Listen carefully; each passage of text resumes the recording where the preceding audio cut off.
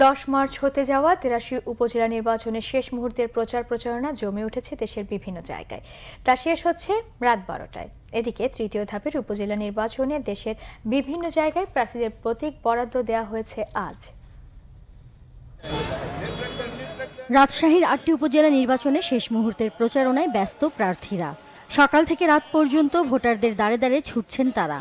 উন্নয়নের নানা প্রতিশ্রুতি দিয়ে ভোট চাইছেন প্রার্থীরা। রাজশাহীর ৯টি উপজেলার ৮টিতে নির্বাচন হবে 10 মার্চ। নাটোরের ৬ উপজেলায় চলছে শেষ মুহূর্তের প্রচারণা। প্রার্থীরাও শেষবারের মতো ঘুরছেন ভোটারদের দুয়ারে। নাটোর সদর উপজেলায় কোনো প্রতিদ্বন্দ্বী প্রার্থী না থাকায় নির্বাচন হচ্ছে না। এদিকে প্রতিদ্বন্দ্বী না থাকায় মানিকগঞ্জের ৭ উপজেলার 4টিতে চেয়ারম্যান পদে বিনা প্রতিদ্বন্দ্বিতায় জিতেছেন আওয়ামী লীগের 4 জন। তারা হলেন সদর উপজেলায় ইসরাফিল হোসেন, সাটুরিয়ায় আব্দুল মজিদ ফটো, হরিরামপুরের দেওয়ান সাইদুর রহমান ও শিবালয় উপজেলায় রেজাউর রহমান খান জানু। মানিকগঞ্জের 7 উপজেলা পরিষদ নির্বাচনে চেয়ারম্যান, ভাইস চেয়ারম্যান ও নারী ভাইস চেয়ারম্যানদের মাঝে প্রতীক বরাদ্দ দেওয়া হয়েছে।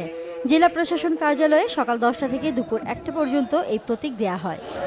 নির্বাচন কমিশন থেকে দেওয়া যে প্রতীক আছে সেই প্রতীক আমরা বরাদ্দ করেছি এবং প্রতীক বরাদ্দ সুন্দরভাবে, সুশৃঙ্খলভাবে, সফলভাবে আমরা শেষ করেছি এবং এখন থেকে প্রার্থীরা তাদের নির্বাচনী প্রচারণা শুরু করতে পারবে। এদিকে প্রতীক বুঝে নিয়েছেন সাতক্ষীরা সদর উপজেলা সহ 7টি উপজেলা পরিষদের প্রার্থীরা। জেলা প্রশাসক কার্যালয় থেকে সদর উপজেলা পরিষদের চেয়ারম্যান, ভাইস চেয়ারম্যান ও মহিলা ভাইস চেয়ারম্যানদের প্রতীক বরাদ্দ দেওয়া হয়। ঝিনাইদহেও উপজেলা পরিষদ নির্বাচনের প্রার্থীদের মধ্যে প্রতীক বরাদ্দ দেওয়া হয়েছে। রিটার্নিং কর্মকর্তার কার্যালয়ে সকালে প্রার্থীদের হাতে প্রতীক দেওয়া হয়। প্রার্থীদের মাঝে প্রতীক বরাদ্দ দেওয়া হয়েছে শেরপুরের নালিতাবাড়ি, ঝিনাইগাতি ও শ্রীবর্দী উপজেলায়ও। Naznin Akter, Bangla vision news desk.